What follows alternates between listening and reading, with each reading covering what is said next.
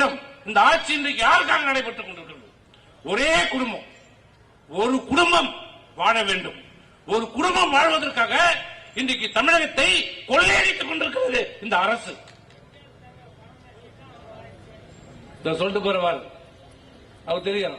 ஆமா, சொன்னது உண்மைதான். எங்கள் தங்கம் இன்னைக்கு சொல்றாரு, இன்னைக்கு ஏசியாவிலே மிகப்பெரிய பணக்காரர் கருணாநிதி குடும்பம். Sun TV, SpiceJet, Red Giant. இன்னைக்கு தமிழ்நாட்டில் எந்த படம் எடுத்தாலும் ரெட் ஜாயிண்ட் தான். யார் அந்த ரெட் ஜாயிண்ட் ஓனர்னா உதயநிதி ஸ்டாலின்.